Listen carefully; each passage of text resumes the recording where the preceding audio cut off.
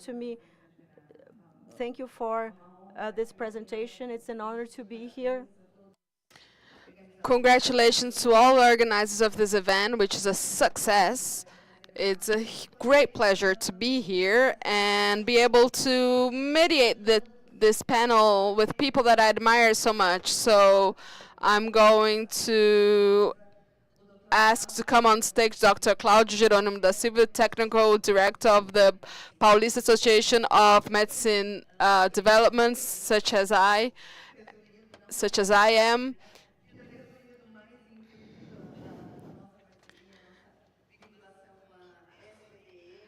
So Claudio is part of this association. He's a doctor and organization regarding their service.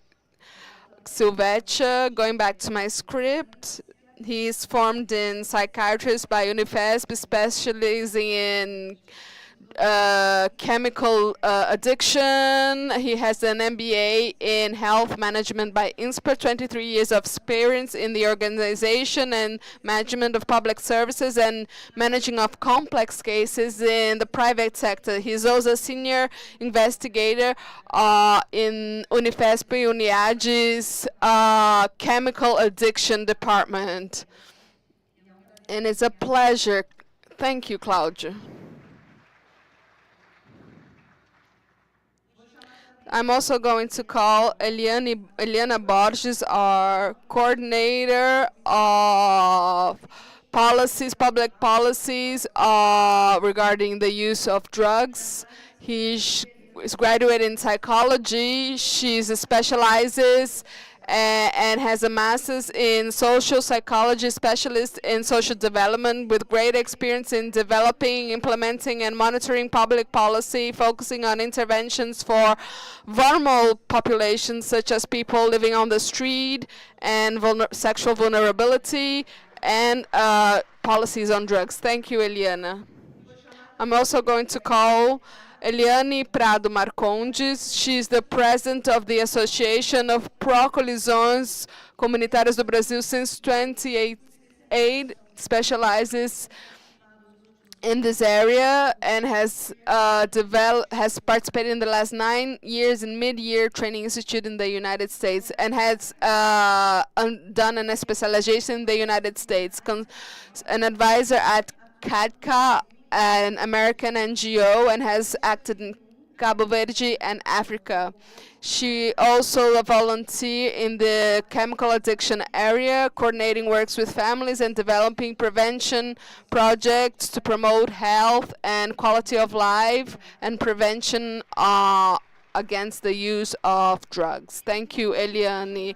And lastly, Matei Kosir, who is the director of UTRIP, president of the Committee of NGOs on Drugs of Vienna.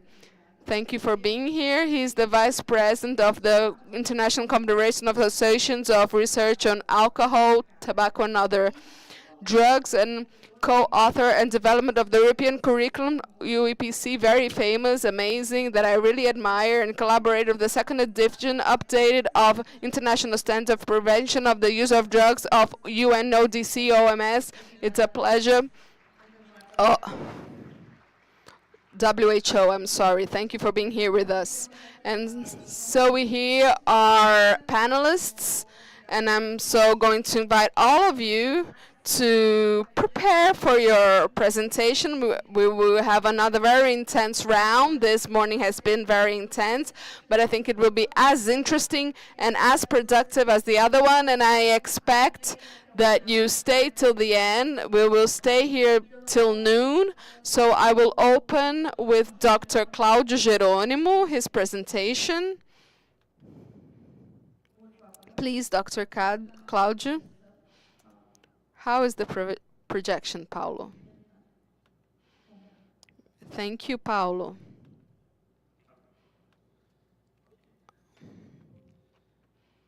Well, guys, good morning, everyone. I'd like to thank the invitation for being here with this panel that is very important with people that will bring light into the discussion of this subject, and for sure I will learn a lot with them. So I'd like to thank Paulo, Gisele, who helped me a lot in coming to the Congress, and I'd like to also make a public compliment to Freemind, because I think this model of Congress that brings not only technicians, but technicians that are actually acting in governments by providing advisory, applying public policies. This integration among universities, technicians that are in the governments is very important and very different from the other congresses that we see, and that has this side that is less developed. I'm going to talk about family-based and environmental context. So here are some aspects to talk about the importance of the family. Next, please. So my goal here is to contextualize the profile of families that search for treatment.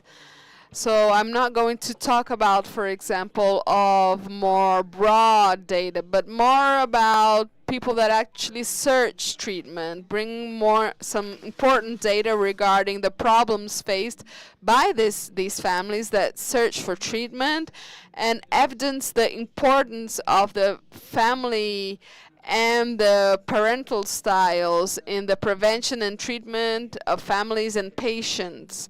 Maybe the only conflict of interest that I might have is that I work in close partnership with the government of the state of São Paulo, managing a service whose sponsor is the state government of São Paulo. And before saying that, I'd like to bring data that Clarissa reminded me of. We have in LENAD, which national research we conduct about. Clarice is the head of this research. Around 28 million Brazilians are affected by a person who has a drug addiction problem. So basically, is 3 people in a house are affected by a person that is a drug that has problems with drug addiction. So this is a study that I'm going to show that brings data from a program that does not exist anymore in the state of São Paulo, which is called Recomeço Família.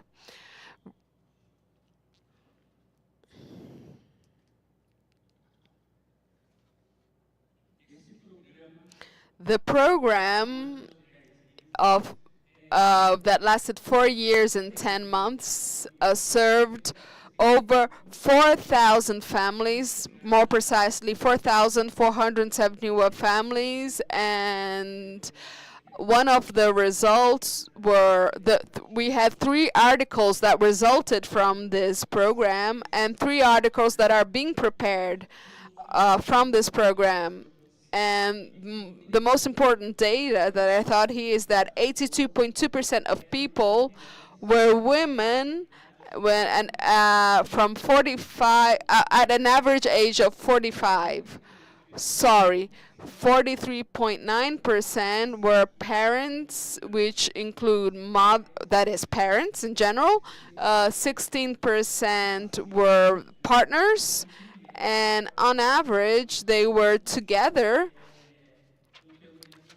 with at least having been using 14 years. They were in the relationship with a partner that used drugs, and on average 14 years relationship. The most used substances, without a doubt, cocaine, 50.6%. Cannabis, this is a really large figure, 42.2%. I think this should be highlighted because we have been discussing about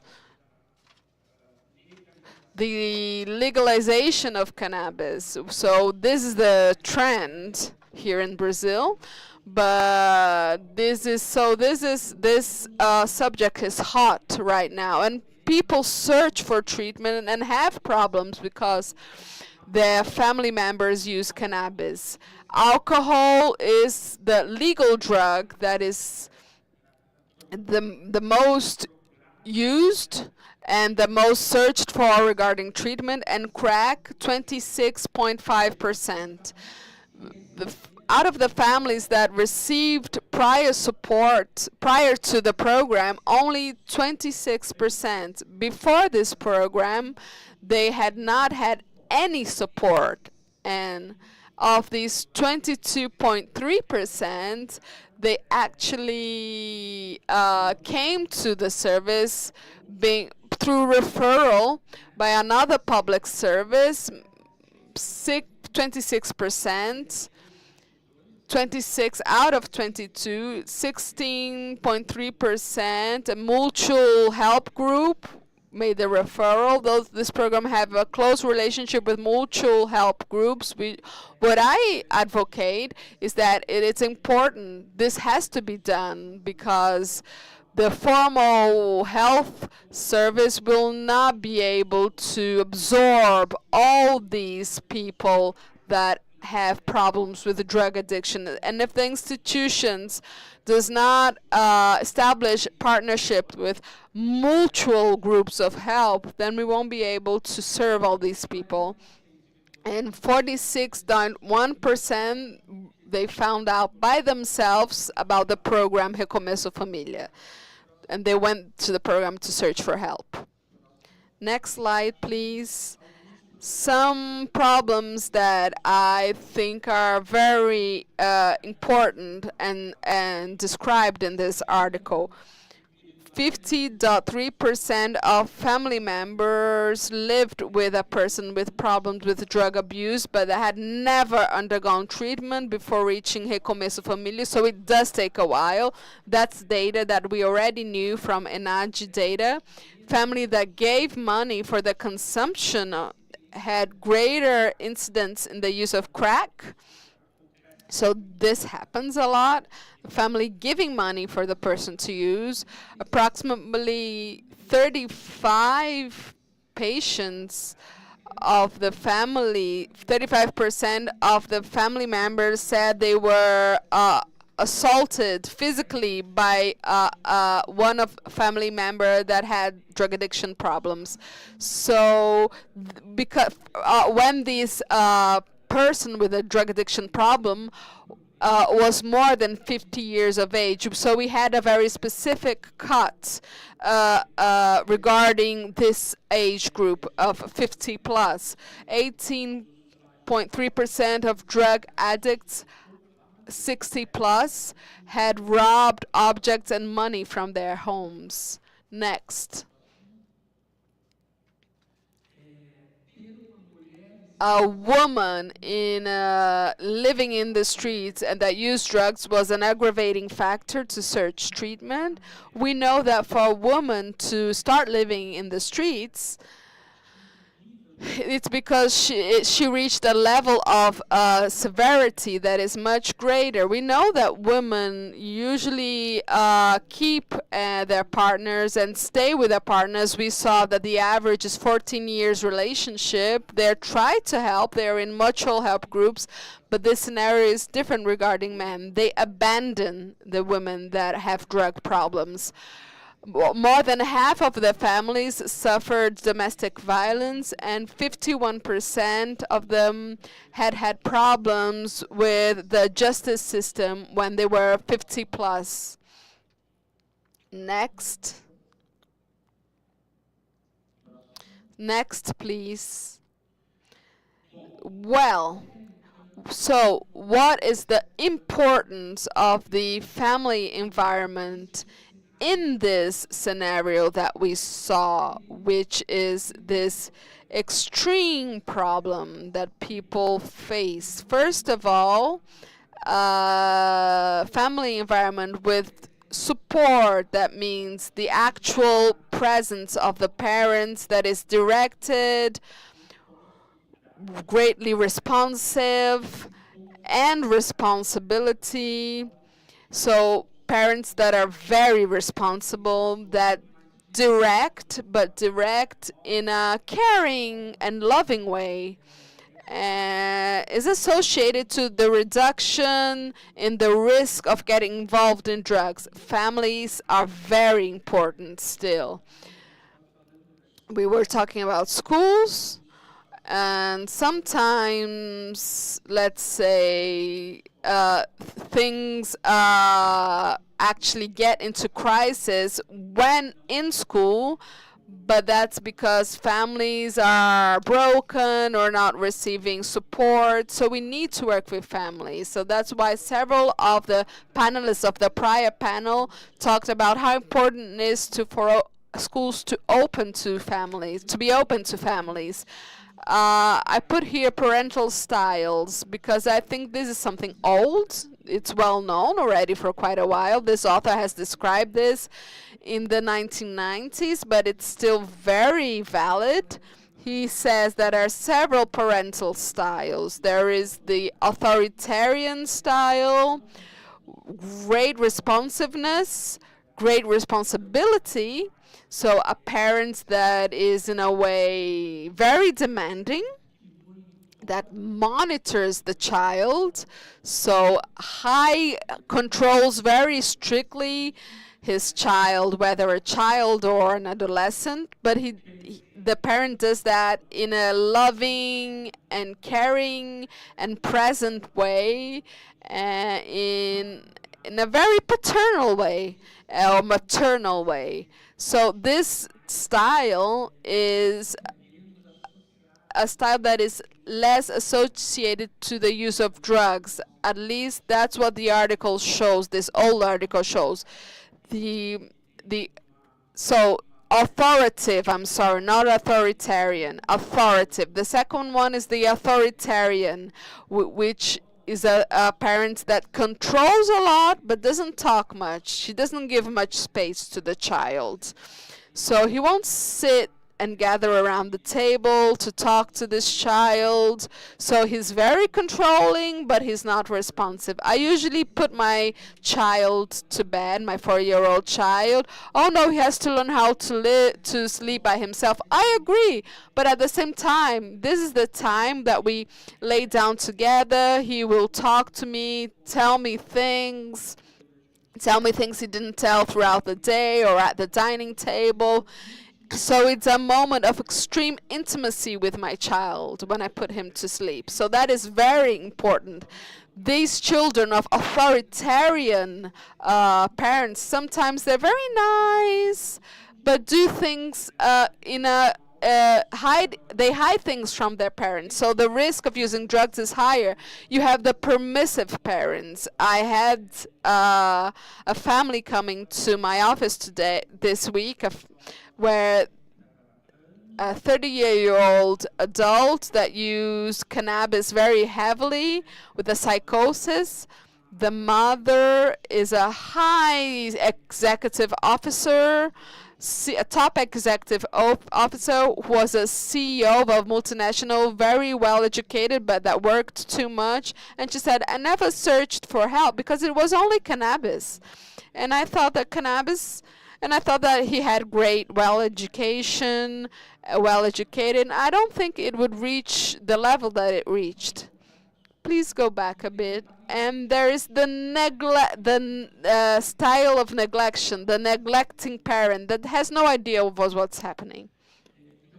So parental monitoring is important because it reduces substantially the probability of using substances. Here's an article that talks about it. Next slide. The parental style that is authoritative is is consistently associated to positive results in reducing the use of substances. We have longitudinal studies with authoritative parents where the likelihood of using substances is lower because you have rules, but you have emotional support also. Resilience is another very important aspect. So, families that encourage resilience, dealing with your own problems, not solving all the problems on behalf of their children. I also had in my office this week a family where the mother said, the problem is that I always did everything she wanted. Even if it was just, to knowing that it doesn't work, but she wanted it, so I did it. So for example, sometimes we were going to play a game and I lost on purpose so that she would win. And she had no indication for medication. And I told this mother, well, I led to other professionals, psychologists. She needed psychopedagogical help. She didn't need medication. I did all the referrals, and I said, I'm not going to give medication. The mother left the office and sent me a message. Doctor, wouldn't it be the case of giving just a placebo? Because she really wants medication, and I think it will help. So, everything that I told that mother was right in front of me.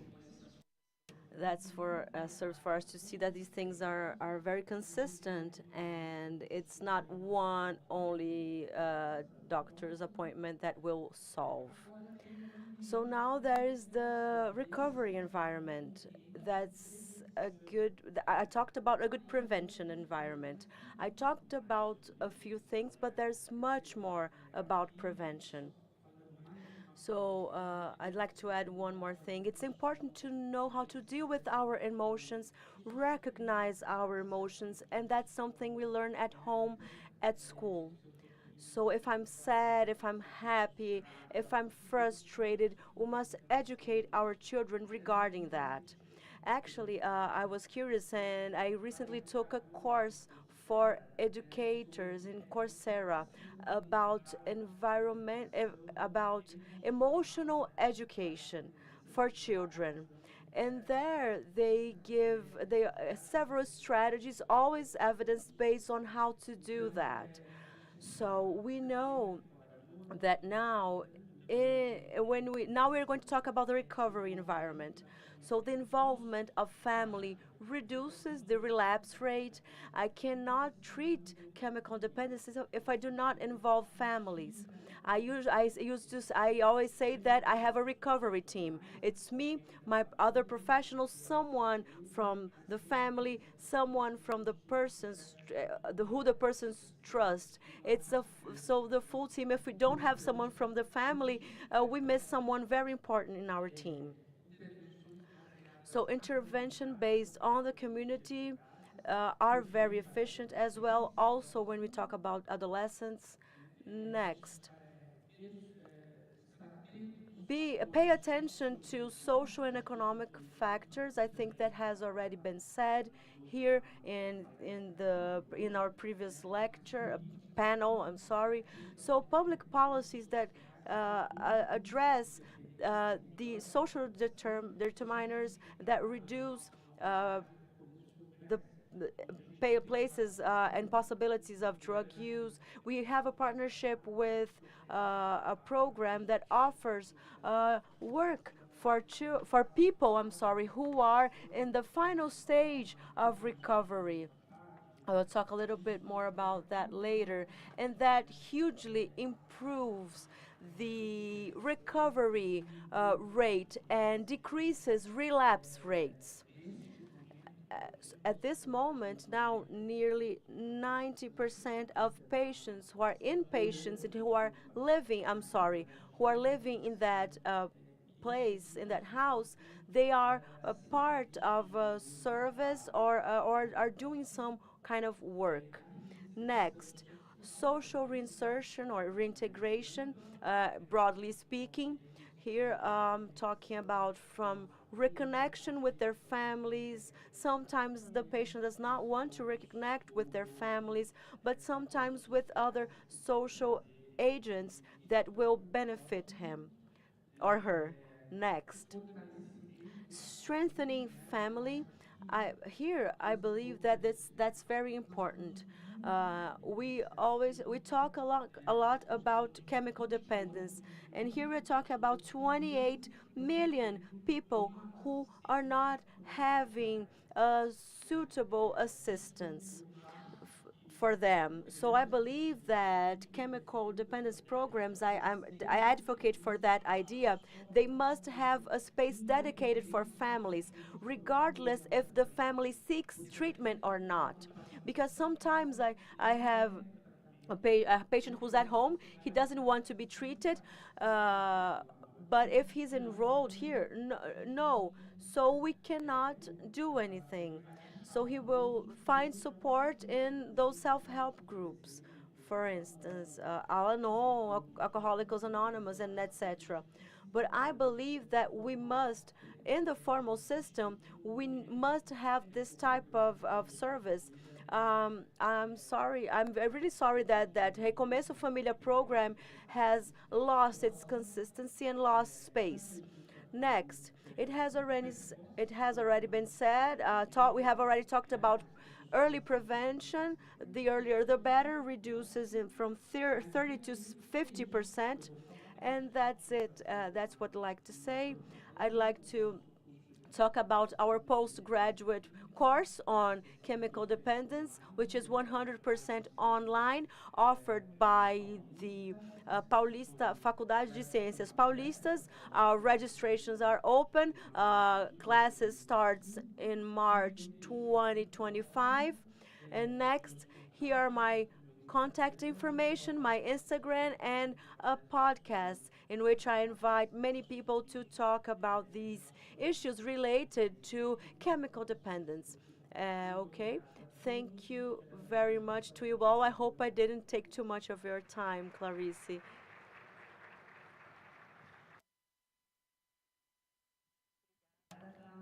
Thank you, Claudio. I asked Paulo if he wanted me to make a comment in between each presentation, but I believe that since we are within our time, I think you can just open for discussion and questions by the end of each panelist. Okay, now, please, Eliana.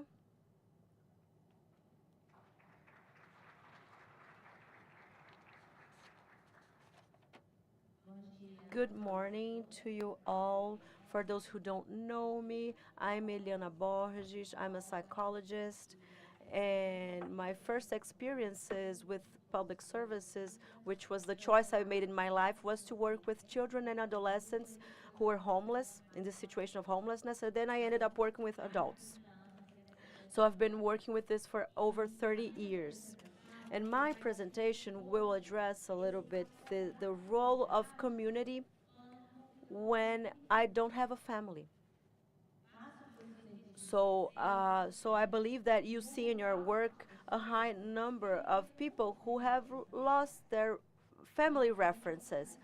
The family sometimes no longer wants any type of contact, or the person is embarrassed to get in touch with their families. So, what do we do? What can we do? Let's go.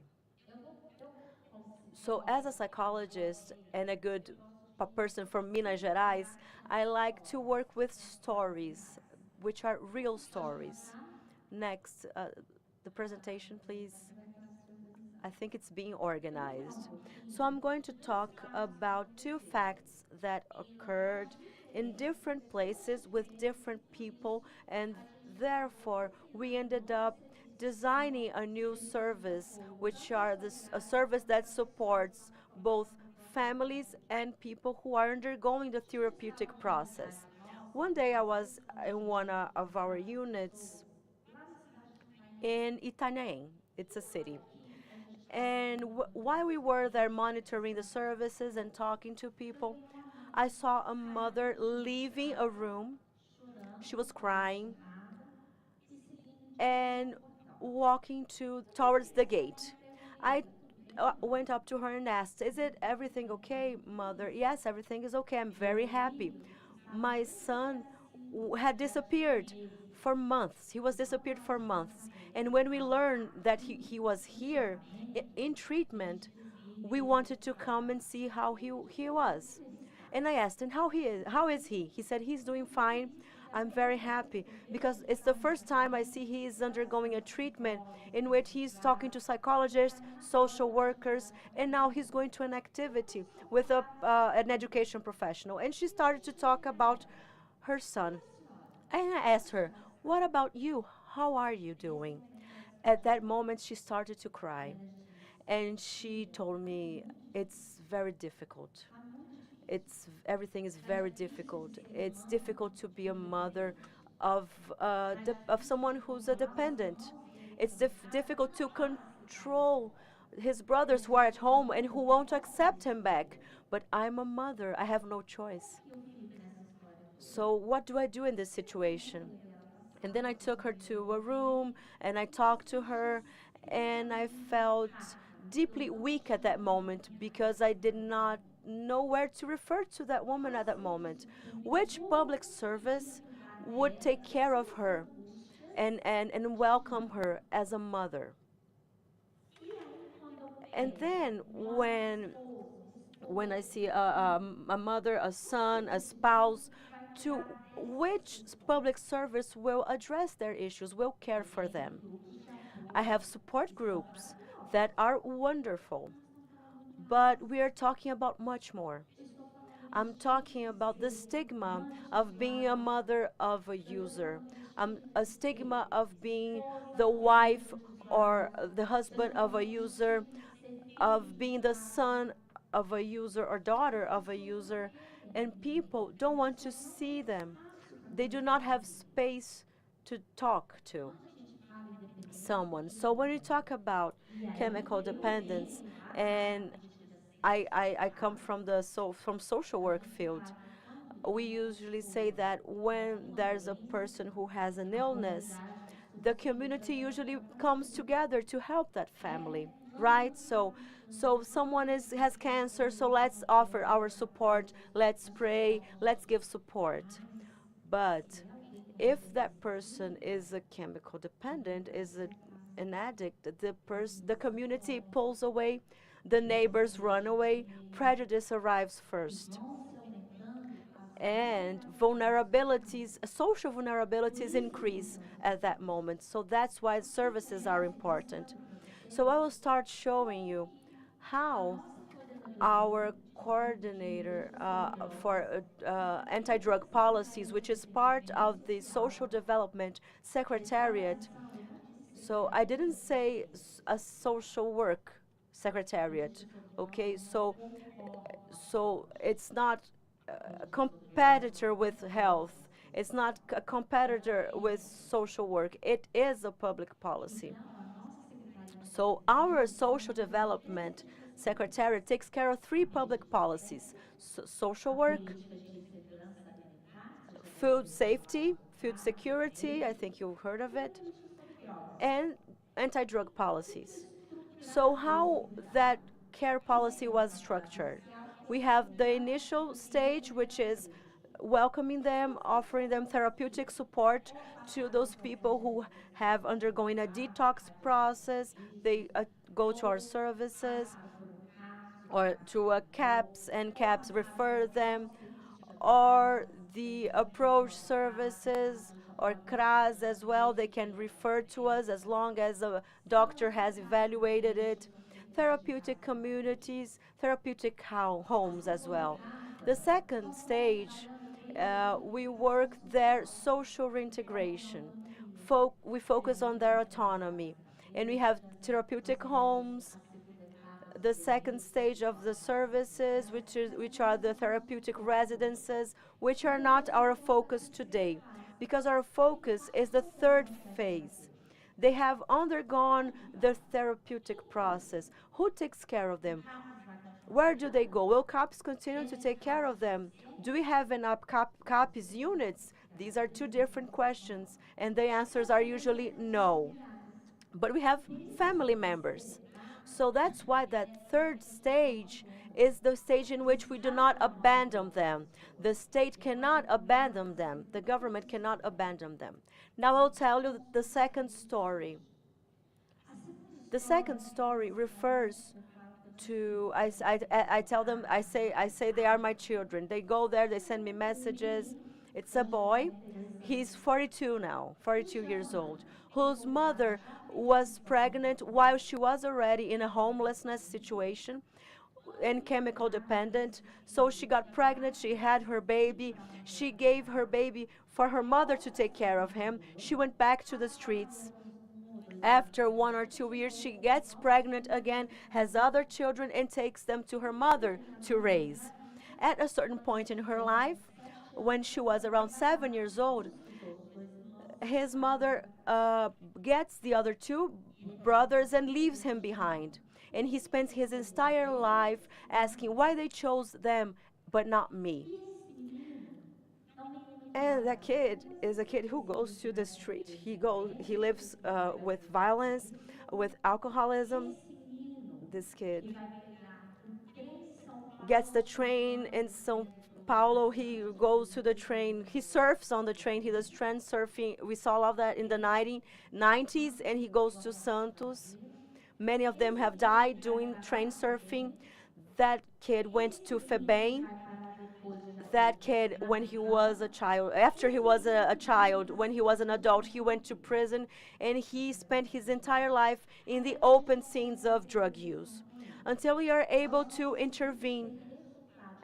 We only had results with him when he was 38 years old. And that happened during the pandemic. He goes to a hospital. The hospital got in touch with us and said, where should I refer him, because I cannot put him back on the streets. So he went to a passage house, and then he went to a republic. We worked with him autonomy, and everything was doing very well, going very well. So while we worked his autonomy, he began to work. He became a registered worker. He found his little home. He can keep his home. He goes to work. He goes back to his house. And 1 year and a half afterwards, he comes to me desperate and says, Eliana, look at that. I'm already 41, and I'll get my first vacation. What am I going to do during my vacation? And we started to plan his vacation. But that kid relapses. He relapses drastically. So when we are able to go and get to him, and no, actually, he comes to us because we were his people of reference to him. He comes to me with a technician and he tells his story, and I ask him what happened. And he said, I went to look for my family. But you never told me about your family. Well, yeah, I have a son. My son is 23 years old. And I said, really? Yes. And when I got there, he was going to the flow. The flow in his language is not the flow of drugs. It's the flow of the funky parties. And I told him he should not go to these parties. And he told me, who are you who only showed up after so many years? You are a drug addict, and you want to tell me what to do. And then I looked for my sister. Oh, do you have a sister? Yes, I have a sister. I've never told you. But she asked me for money, but she never gave me her address. What do you mean? And he said, I really wanted to hug my sister and my nephews, but she doesn't want to see me. She only wants my money. And I told her I was not going to send her money. I would only go there to see her, and then I would start giving money to her again.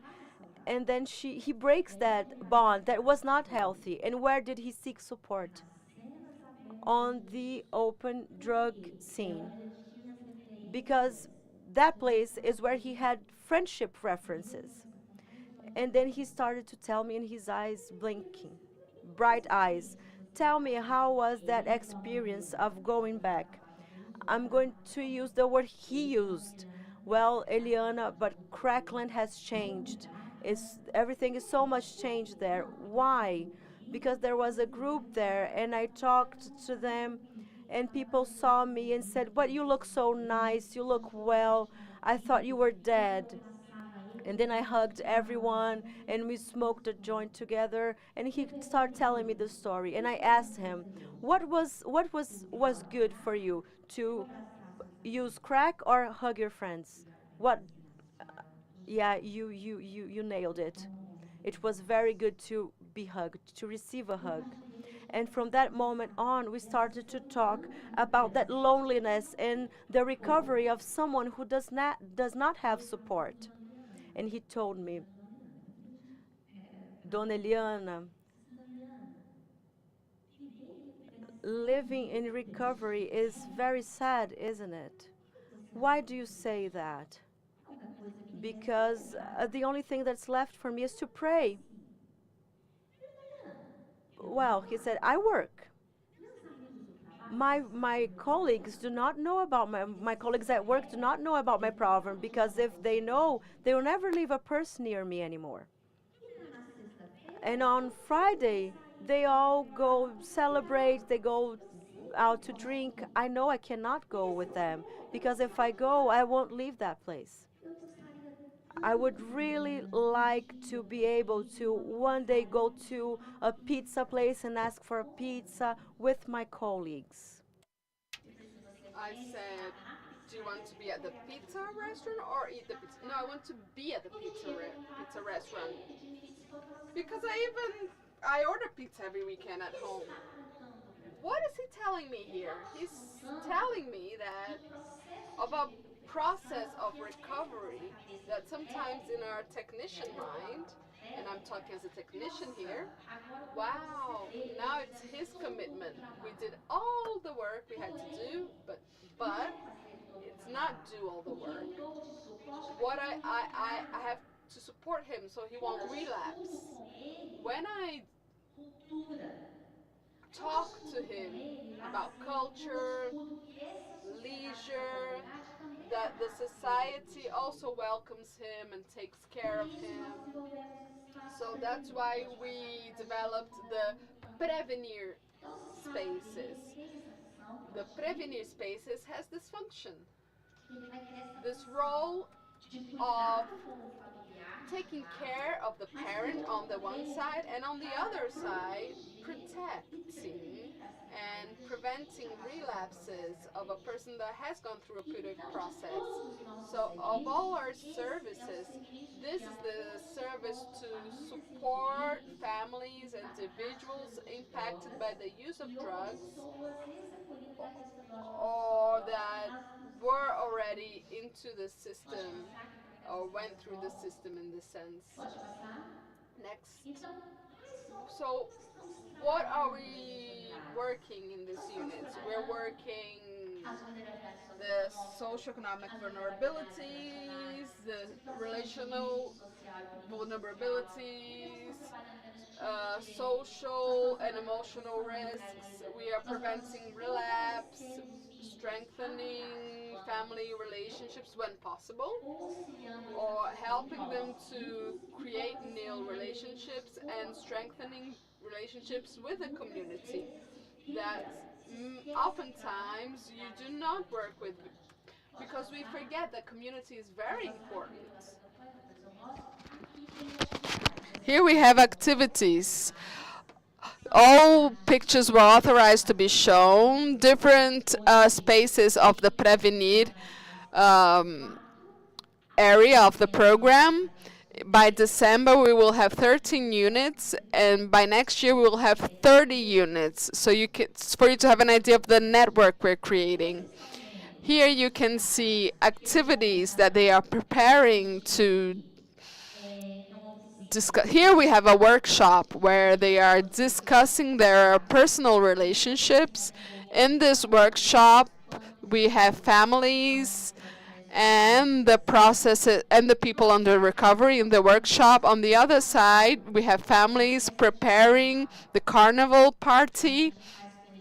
We have several activities of leisure because it's a psycho-educational process. We have samba circles, because what do we have in samba circles? In addition to the samba, we have and barbecue, we have alcohol. So how can we create a samba circle, listen to our music without using any type of drug? So we had carnival where they participated. There are units that went to the carnival blocks. Some people from the São Paulo city, they work in the carnival industry in São Paulo, and we had no relapse during carnival, none, because all of this is worked with them, understood by them, and they know they can contact their technician, and that when they get into a crisis, they can call this person to support them. Here we have activities with the children. We know the importance of working with a child that lives with drug abuse so that the cycle won't be repeated. So, so showing that it's not just talk and talk and talk, but how we work. Understand what these people need. Here we have other workshops. The one in the park was very interesting because the one in the park were wives and mothers, and they demanded no male technician going to the park with them because they wanted to discuss women things, because we're working identity. The identity is not the mother of the drug abuser, the wife of the drug abuser. No, the identity is the woman. What is it to be a woman? What is it to be a mother in this context? So it was a day that we talked a lot about sexuality. Many women that are not with their partners anymore, but were codependent, discussed relationships, how to have new relationships that are not toxic and not repeat the stories. So here we have the pizza circle, and it was very interesting because they want to prepare something for the families, how to tell the family what I can offer. And they prepared the pizza night, and we do this activity with all of them where they prepared the pizza, created the entire environment at candlelight, Italian music, and they welcomed the families. Where it's a place where I work culture, leisure. I discuss saying that yes, we can have fun without using drugs. Yes, I can be in this community without using drugs. How can I always be policing myself? And I'm always with the specialists that are working individually with these people in a therapeutic level. Many of these families, they're not in therapeutic process. And how does this space work, Eliana? In a very different way. First, we take care of the entire environment. The environment has to bring positive and effective references since decoration, and we bring elements of childhood of these people when we're decorating. Second thing, opening hours. So it breaks the institutional logics. Our opening hours are Tuesday from noon to 9 p.m. and the peak is 5 p.m. and 9 p.m. On Saturdays, it depends on the external activities they have prepared. So, because in my work on Saturdays and Sundays, they usually do activities at the end of the afternoon because then it goes to a happy hour. And so as you can see, it's a different logic. Open doors, anyone can go and look for this service. But it's a service that has this look of taking care of this family, but also taking care of the person that underwent therapy so that this person will not relapse. And most people that come to us have no family relationships. So our challenge is how to help the reconstruction or the new construction in most of the part and how of relationships with families and how to insert these individuals in this community and society. That's our main challenges. Thank you. I have concluded, Clarice. If you want further information, the last page, I will leave my contact on of the coordinatorship of the policy on drugs. We'll ask Paolo Martelli a way to send the contacts so that you can contact each of these services if you want to. Thank you.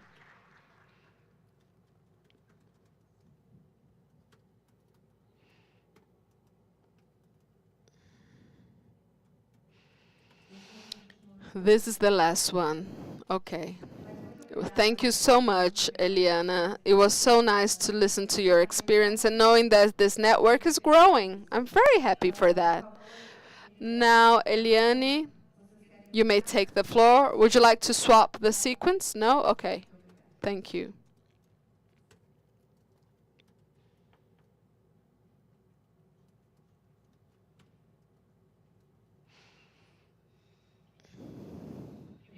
First of all, I'd like to thank the organization Freemind for the invitation and also tell the entire panel and my colleagues the honor of being here with you sharing this topic.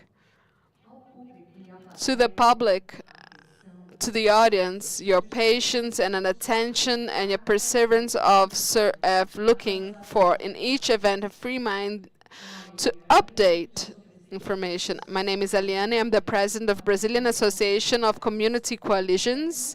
It's an honor to be able to talk about primary prevention.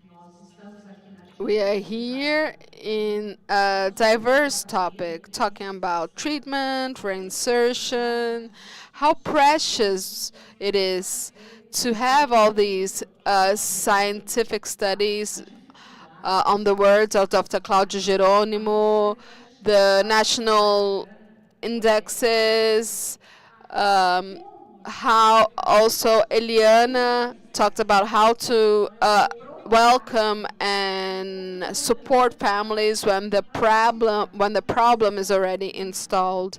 Now I'm going to talk a bit about primary prevention and prevention against the use of drugs. Next slide, please. I think I have a helper. In Brazil, 16 years ago, began a partnership with an American NGO. That's the logo. It's located in Washington, and it covers United States and the world in general about primary prevention through the strategy of communitary coalitions. United States says that when a community gets together and organizes itself to deal with primary prevention within the principles and based on science, it reduces by 7%, confirmed 7%, the use of substances or ease of access. So prevent, get there before the need of treatment. Not needing short counseling, as Dr. Lotufo said.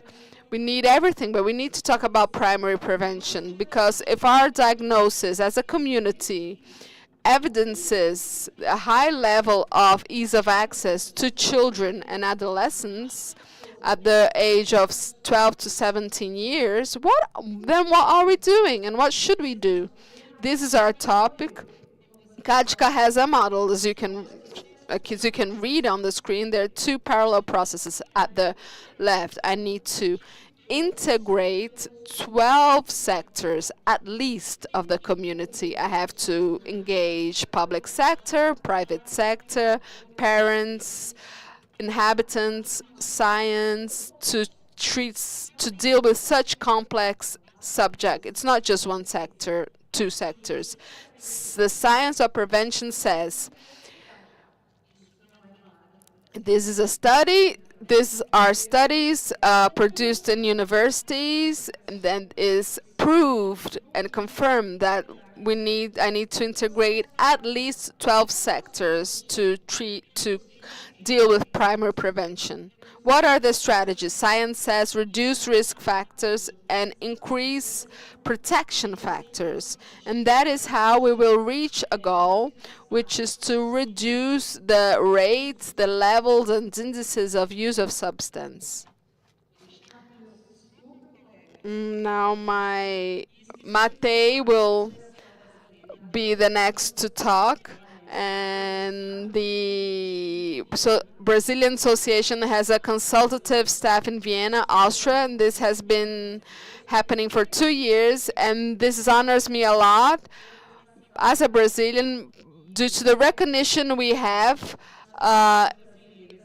in this sense. And it's a pleasure to be in these coalitions because everything comes from scientific study. The University of Kansas has for more than 25 years, at the request of the American government, prepared this study, and it was proved that if I do not integrate at least 12 sectors, I cannot address primary prevention. I won't have time, and I'm not going to steal time from my colleague who has an excellent presentation also, but I need to involve families, parents, religious organizations, public power, an entire system. In Brazil, what works, we don't have funds directed from the federal government or from the state government to cover primary prevention in this way. It's important to say that our funds are local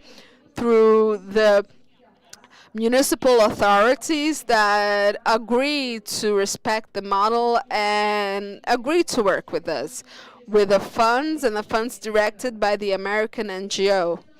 We need adolescents as protagonists. We need state agencies, state bodies of health, trade, commerce, universities, because we're going to talk about diagnosis. If I'm going to talk about community diagnosis, I need science. I need to be in a higher education to evaluate the indices. In Brazil, throughout the 16 years, through American funds coming from Washington, we, as a strategy, because Brazil is basically a continent, it's not a country, it's a continent.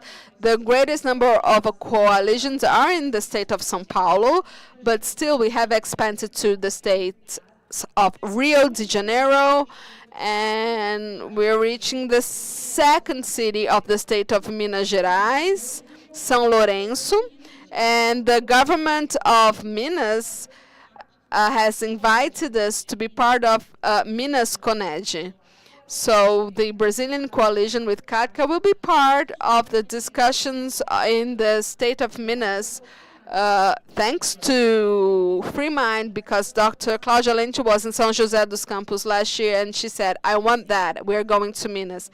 Recife, a great challenge. We have no funds to be able to advance so much in the rest of the country. So the focus was the state of São Paulo. We can proceed. As I said, prevention is based on science for us. If the science is the base, I need a scientific model. I wanted to say, I cited 3 examples of coalitions, of Brazilian coalitions in the state of São Paulo, where families are discussing prevention. As you can see, the coalition of this town of Registro, where the social workers will convene partners, will call parents, leaders, to provide, and this is not an event, this is not a congress, this is a follow-up, a monitoring of building a coalition during 3 years in that town with the funds of the American NGO CADCA. In addition to the training, we have technical assistance that is scheduled.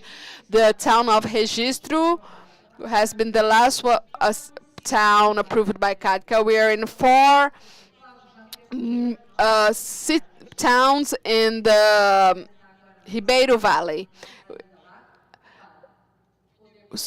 And they're going to provide a presentation there at Washington for health professionals, public powers, parents to analyze the problem. What is the problem at Registro?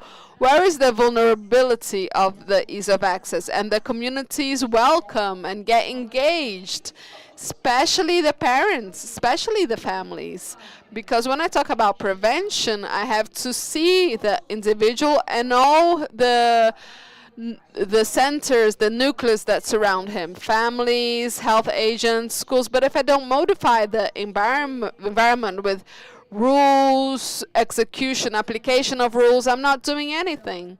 So this is taught to the coalition to learn. I like the example in the middle, the coalition of the town of Cachoeira Paulista. It has been existing for 2 years and a half. And we also have a judge in the training where the central scare of the town of Cachoeira Paulista, the judge is opening the workings of the campaign for Cachoeira Paulista. Also a product of the public power embracing, the local government embracing, and the social workers embracing this. In Brazil, that's how it works. If we don't have the local government wanting to build prevention in conjunction this way, we don't even waste time or money. It's only when the mayor signs a commitment where he will mobilize the entire system of that community. The coalition of the town of Miracatu, also in Ribeira Valley, they are very happy because they applied 1,300 questionnaires in schools, and the coordinator and the social workers said, no, I don't want only 10%. I want all students answering this questionnaire. So if she decided that, the better are the results. She said something about nargile. Of course, alcohol is the top one. We know, right? Matei, I'm almost done. Okay, with my speech. So when I talked about science in the U.S. through SAMHSA, mental health study, this strategic planning of change in the community. So as I said, diagnosis, we must train for 2 consecutive years the members of the coalition, the workers, health agents, teachers, youth, and then draft the planning. All of that based on logics. If my diagnosis shows that I have 38% of adolescents who answered to 1,300 questionnaire saying they used marijuana in the last 30 days. I'm going to work based on that. So the model, the science-based model, because there are 7 strategies to change the local scenario in that municipality. And each Brazilian municipality, we have those in the countryside, those by the seashore, and we have to respect all diversities.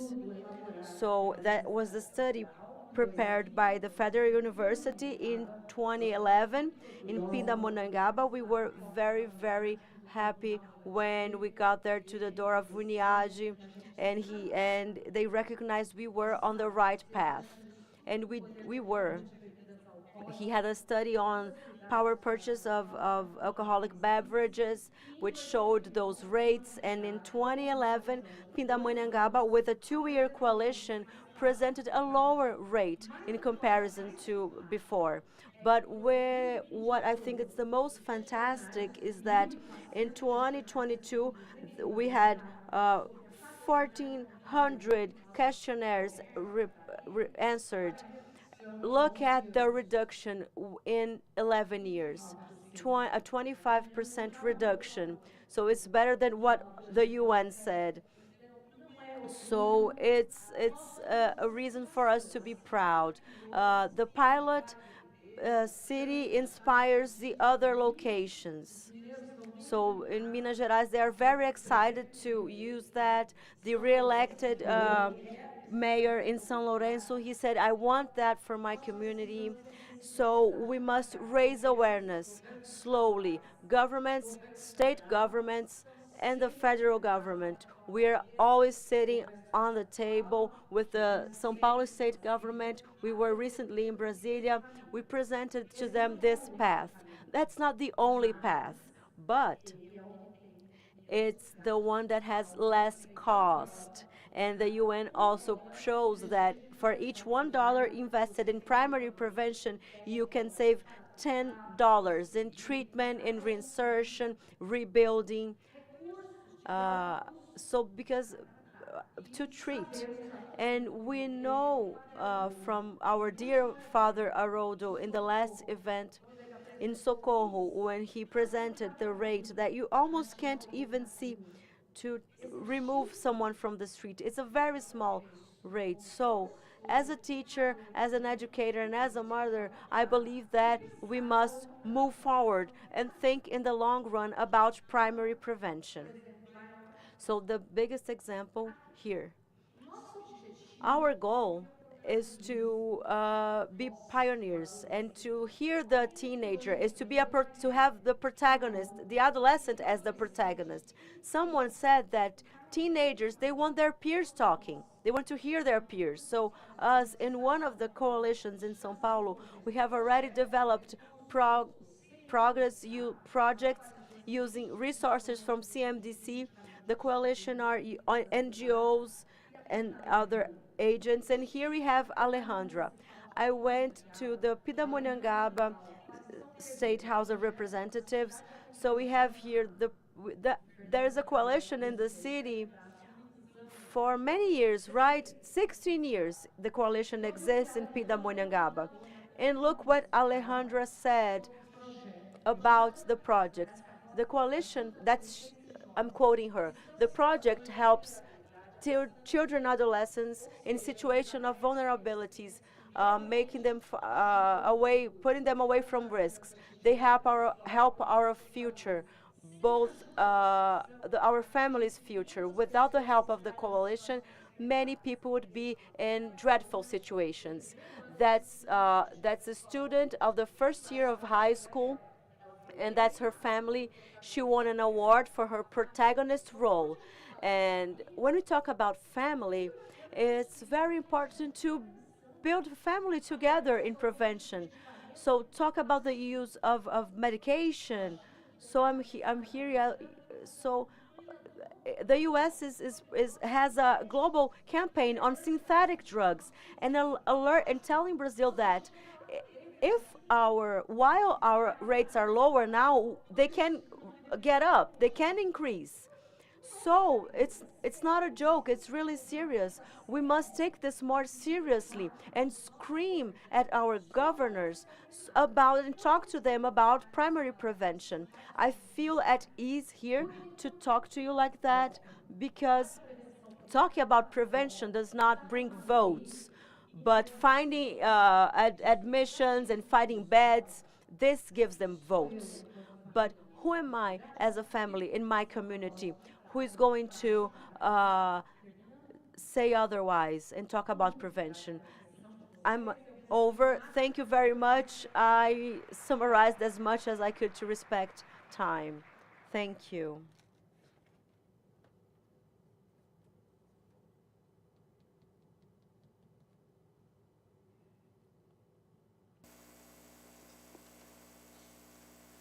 Because it's a lot of animation in my.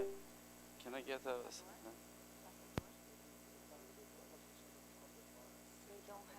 Doesn't work. Okay, then. Further, yeah, but there in one slide there are several animations. So when you go further, just it's one moving animation. It's not a slide move. It's you know. Okay, just okay, good. Okay. How are you doing? Everything's fine? Are you awake?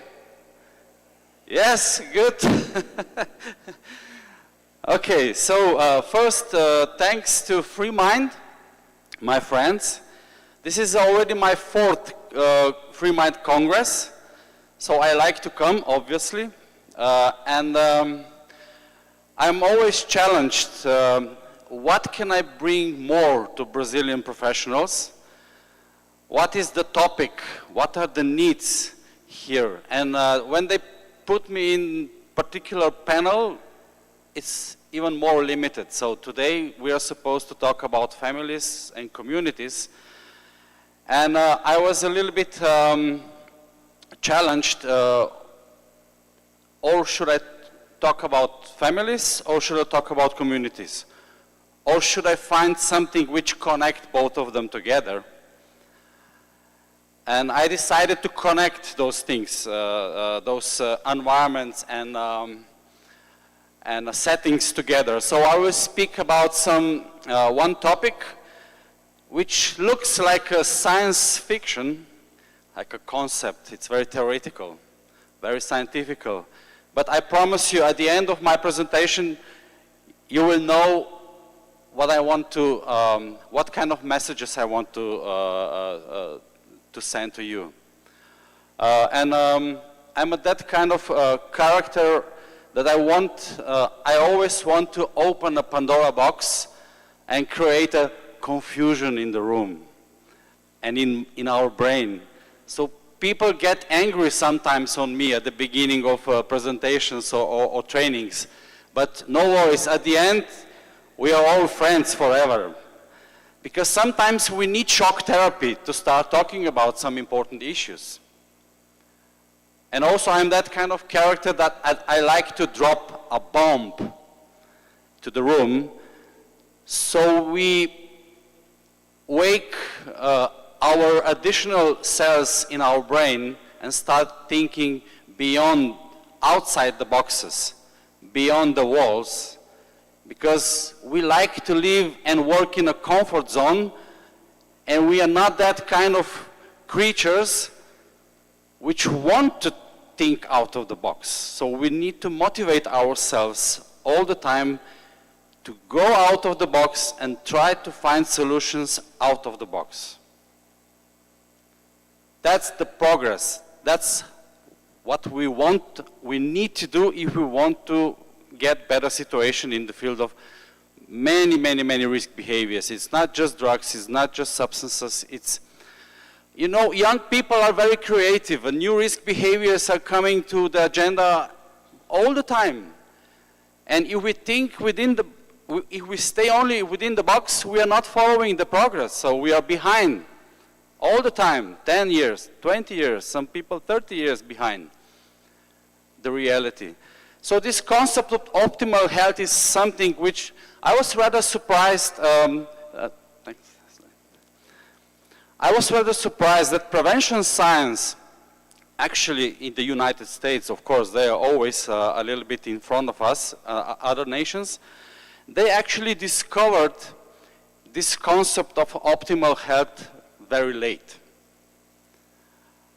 Of course, we have been discussing about a kind of optimal health concept before, like WHO discussed about different dimensions of health, not just physical health, but also other dimensions of health, but it was never discussed as a concept which might help us to understand the reality of risk behaviors and to give us some opportunities and to set some priorities in the future of prevention science and also practice to do things differently and better and get better outcomes at the end. You know, it's quite stressful period for me when we are waiting for a launch of new World Drug Report or world report in the field of alcohol and tobacco, because the situation is not improving globally. We are not doing well in prevention. We are much behind our expectations. We have to invest more in prevention, and every year those reports are launched. I'm not surprised about the situation. The situation is getting even worse every year. In the field of alcohol, maybe a little bit better, we're doing a little bit better in the field of tobacco, but with the new electronic devices and so on, the tobacco industry is gaining momentum again. And the harm is coming back. also in this field. And the drugs, every year, few tens or hundreds of new drugs are coming to the market. So this is a never-ending story. So it's obvious that we need to change our approach, right? Do you agree with me? Does it make sense? Yeah, we need to do something different. And the next slide.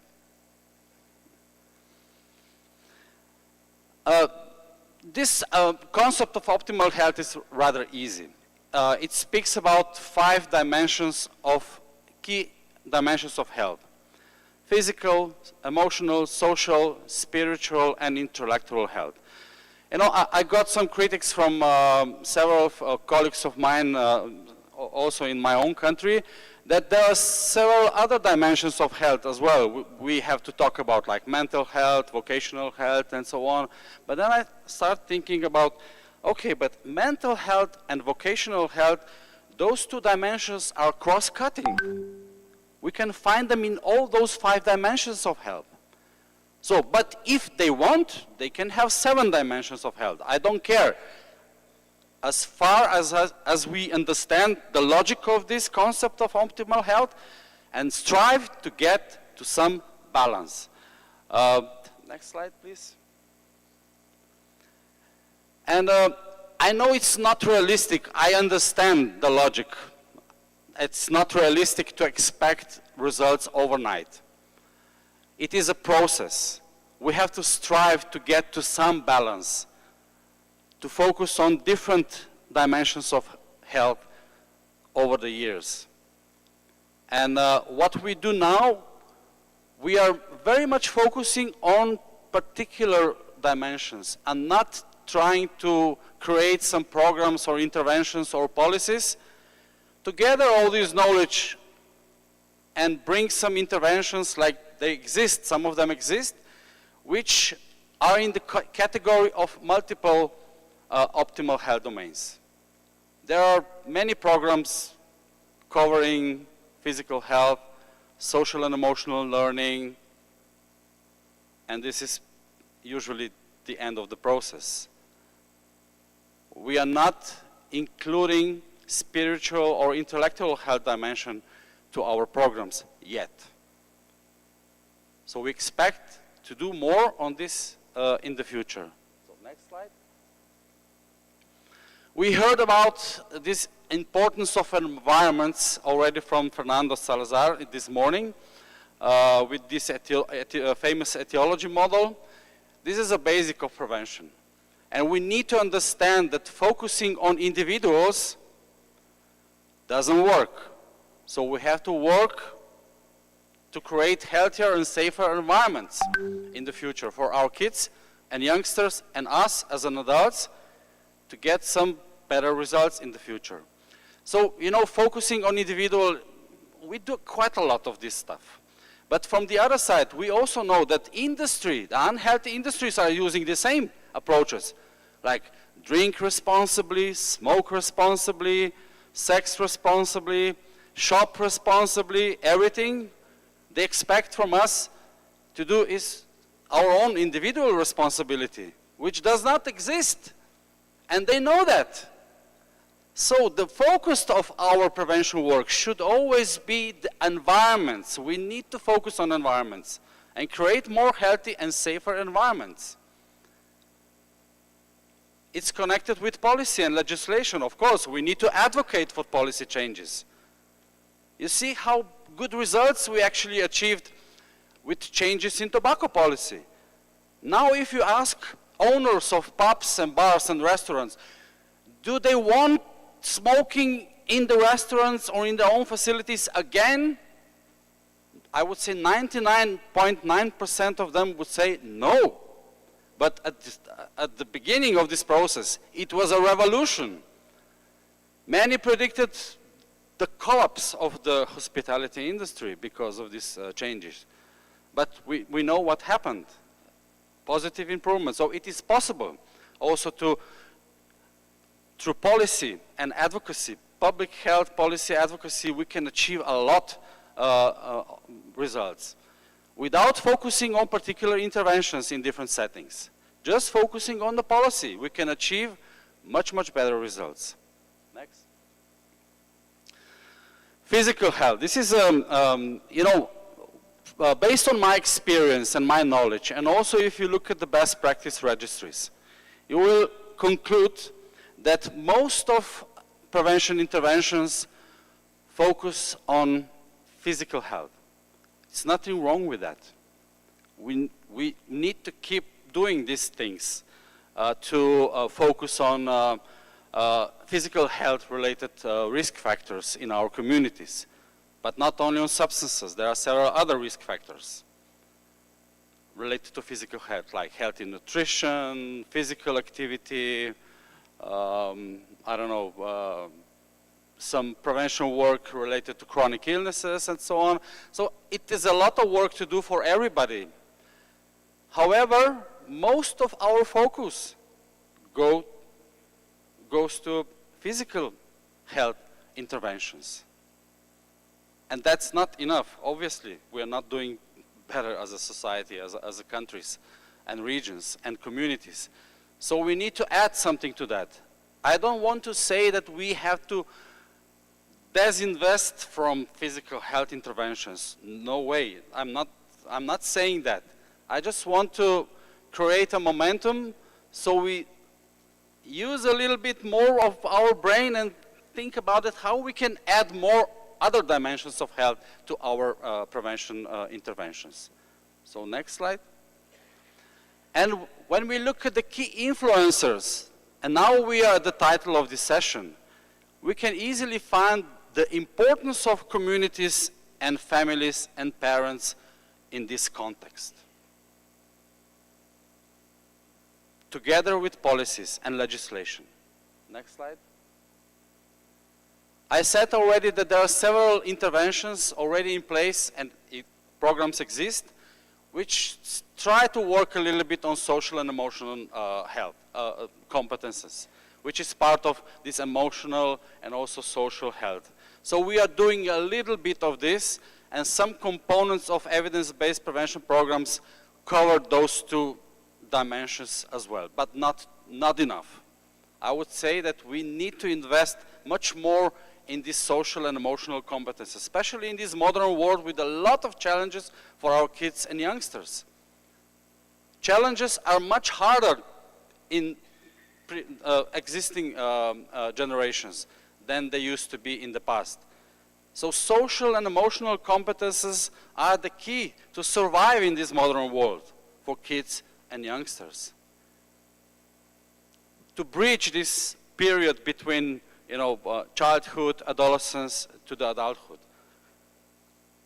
The key skills.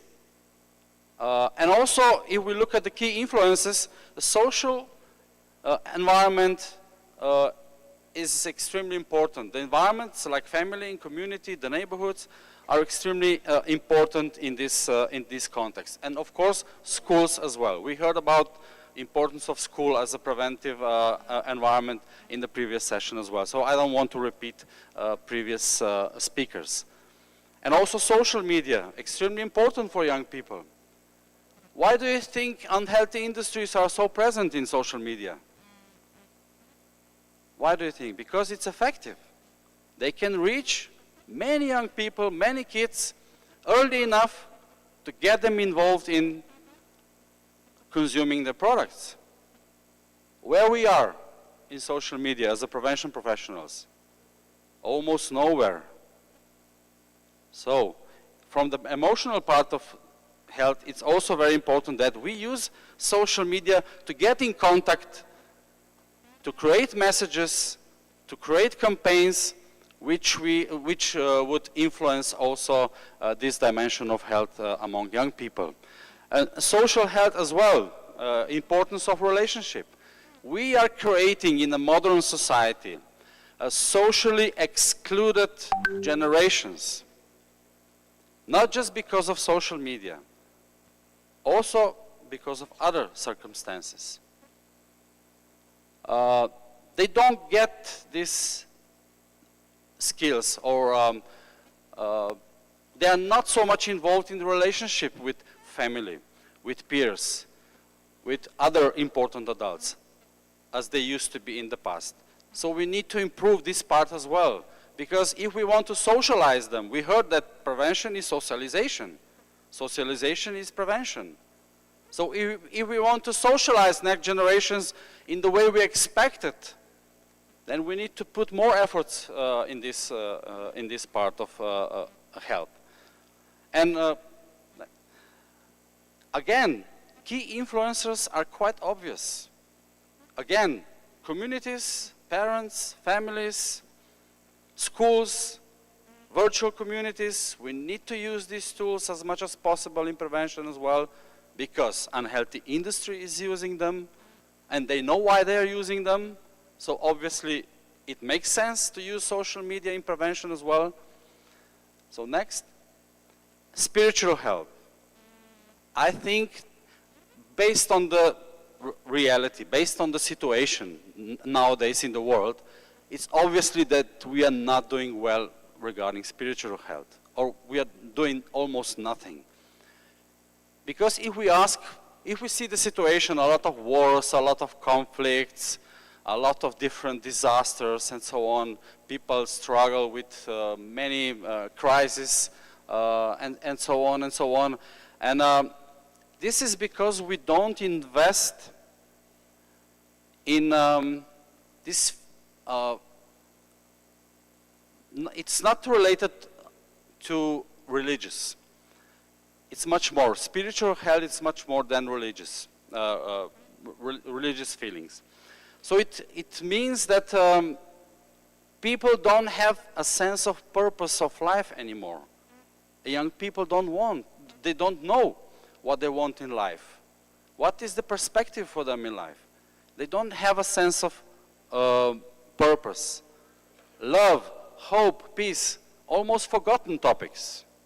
We need to include this in our prevention interventions, in regular curriculum in schools, in our family-based prevention programs. We need to talk more about the sense of purpose in life, love, peace, hope, charity, solidarity, empathy to each other. In some environments, those issues do not exist anymore. That's why we are not doing well. That's why we have so many conflicts and wars and disasters in the world. We are really not doing well in this part. So we need to invest much more in this. And with the key influencers, it's the same. Who are the key influencers in these fields? Communities, families, peers, schools. We are in the same situation. Intellectual health. You might say that, okay, we are doing well because the grades are going up, people are more, intellectually able to achieve more and so on, but it's not just about academic achievements. This is one important part. But in some environments, this is the only thing we do in this intellectual area. And we are creating competitive generations. Not in a positive way, of course, in a negative way, to compete with each other, against each other, not with each other, against each other. We are creating egoistic next generations. They just take care of themselves. They don't want to share knowledge, objects, whatever, with other people. So we need to do more to motivate them to have hobbies, to be part of these teams, or sport clubs or art clubs, to collaborate, to interact with each other. And also invest in these coaches and teachers and trainers to be capable to create these kind of environments, positively competitive environments, solidarity-focused environments, and so on. So a lot of work we need to do in the future. And key influences are the same. Always, in all health dimensions, the influences are the same. So we have to focus on families, schools, communities, peers as well. So next slide.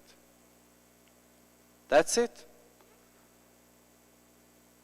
You're silent.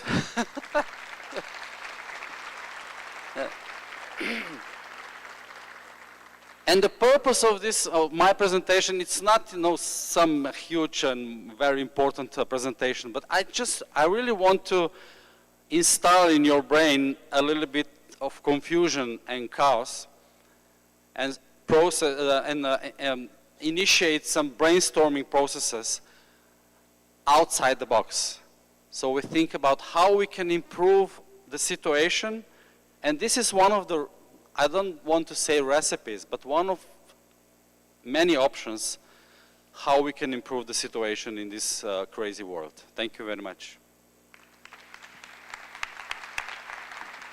Thank you very much, Dr. Kozir. I'm afraid you didn't reach you weren't very effective in confusing us. It was very enlightening and mind-blowing. Thank you so much for your great talk. Pessoal, eu vou tentar Guys, I'm going to, we have 5 minutes. I'd like to open to questions. And we have 4 speeches that interconnect, that dialogue among themselves within this family, a community, in such an integrated way.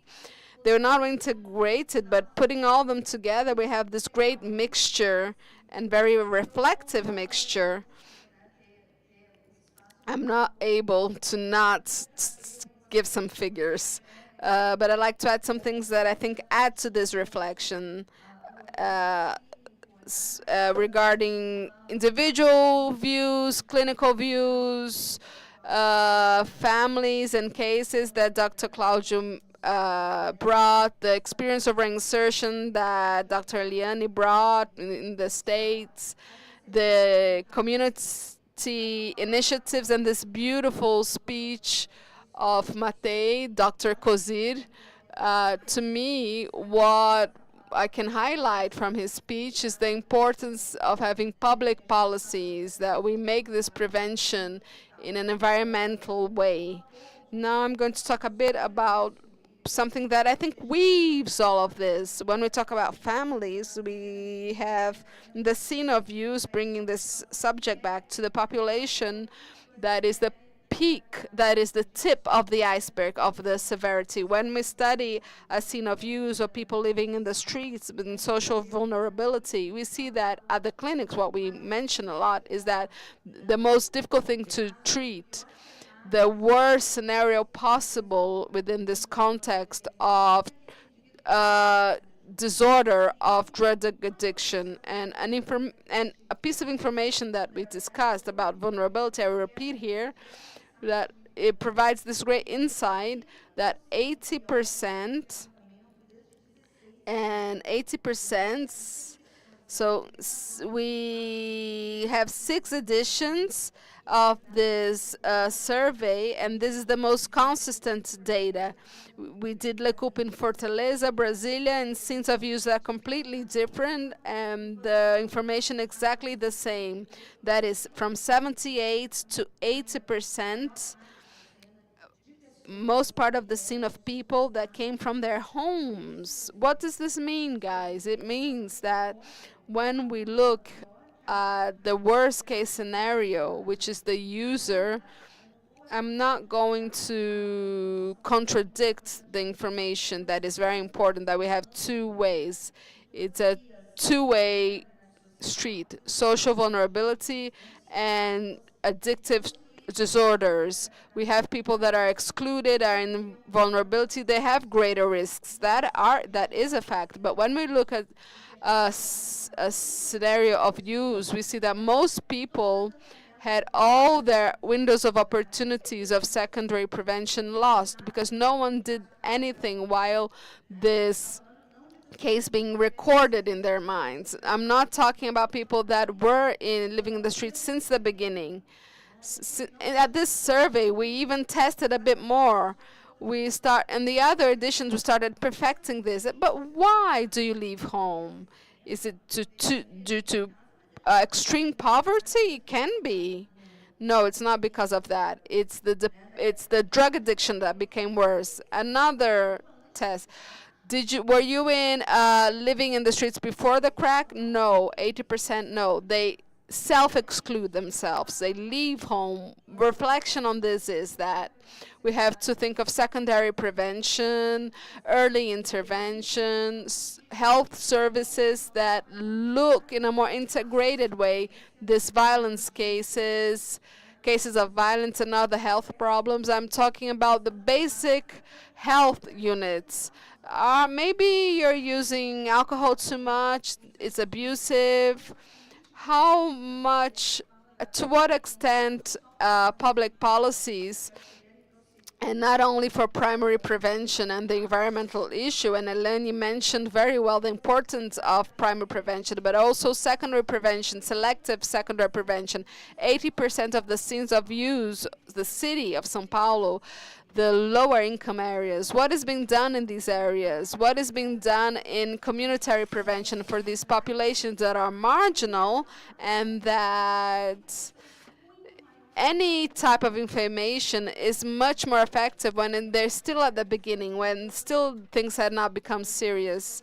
And I think that all this information that we have received today and makes us reflect on prevention at all levels, especially selective preventions for people that are always showing signs, and that's the important why it's so important for restricting access, talking about alcohol, public policy. I had a representative of SENAG on the prior panel talking about panels.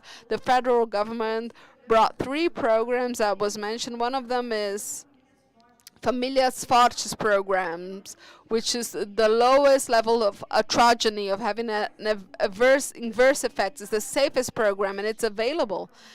There is training. There is possibility of training facilitators for communitary actions that could close these gaps of that make people fall into the breaches. You cannot talk about the tip of the iceberg if at the bottom of the base the actions are not effective. So we have to go before. We have to look at the community, look at the family. We have gigantic proportions of these people that suffer some type of violence or assault that will make them vulnerable for life. What is being done for these people to take care of these people in terms of public policy, again, reinforcing public policy, thinking environmentally, what is being done at a structural level to protect child against violence in their homes, which is one of the greatest risk factors for drug addiction. I think this is one of our targets, reflecting about initiatives